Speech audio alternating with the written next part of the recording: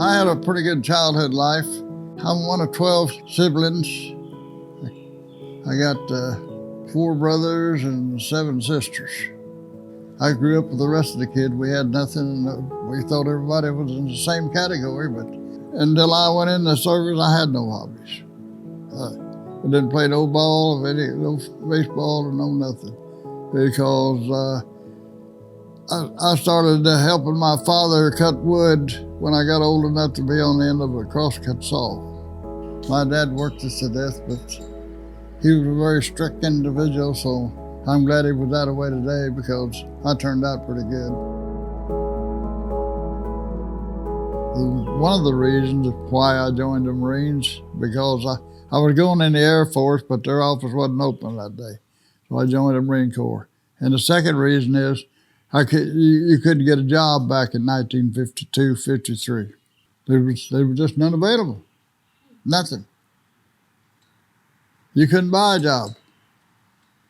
So I went in the Marine Corps making $80 a month. I started out, I went to Korea on a troop carrier. We were stuffed on there like cordwood. And it was in the month of August, and the troop carrier ships were not air conditioned. So you can imagine what it was like.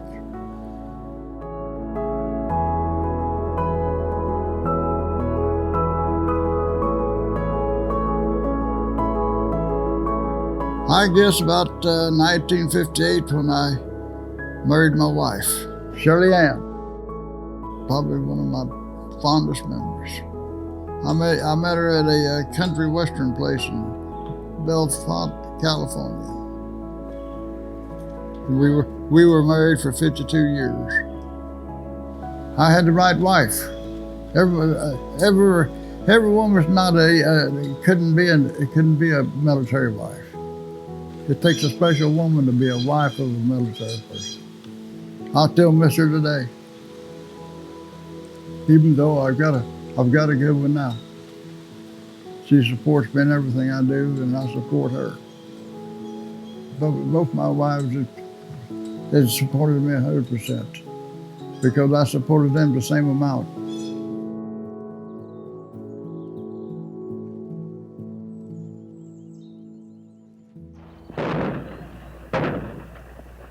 The explosion of events has given the ring of anachronism and ancient history to those words 4 years ago of John Fitzgerald Kennedy.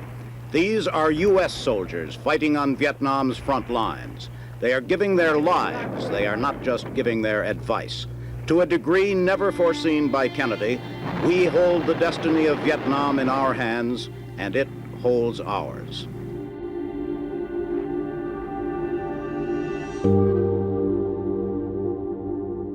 I got hurt in Vietnam in 1966.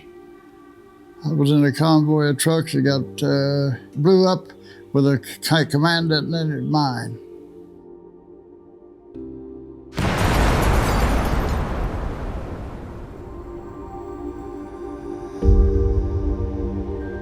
I got medevaced out all the way to Scott Air Force Base, Illinois. Then they took and shipped me on down to Millington, Tennessee, where I spent 3 years in the hospital down there. I had to learn how to walk all over again and everything, and I was on, I was in a body cast from my waist up to the bottom of my chin, and that was my most, dealing with that was my most thing that I had a hard time adjusting to.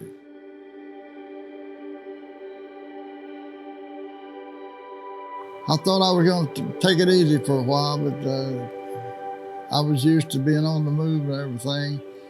I bought an 80-acre farm. We bought 3 calves and raised them in the back of a pickup truck because we didn't have the fence up. I give that farming up pretty quick. Farming is a lot of work, and I didn't want no part of it. Now they're rewarding all the Vietnam veterans today for returning. I had 2 wounds, so somehow or another I wound up with 2 Purple Hearts. I don't know. I got 2 awards from the state of Missouri. one for being in Vietnam and one being in Korea. So Missouri was good to their people.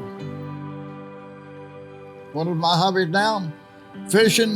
I used to play golf, but when I got hurt in Vietnam, I had to give up golf because I couldn't swing the club no more. But right now, it's fishing, and I do a little target practice.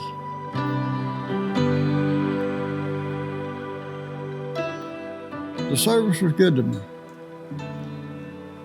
Everybody said you probably was good to it too, but the service was good. It was a good life. So the service is just like anything else you do in life.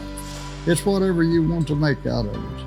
If you want to succeed in civilian life, you've got to, if you're working for a company, you've got to excel in that company or you don't get ahead. Marine Corps is the same way. I had a guy ask me one time how you get promoted in the service. You get promoted in the service based on your performance. I had lots of friends in the Marine Corps, but most of them have passed away. My closest friends, I lost one last summer in California. I got several of them that I keep in touch with. One of them, I probably only got about 6 of them left. They're gradually disappearing because they're made that age.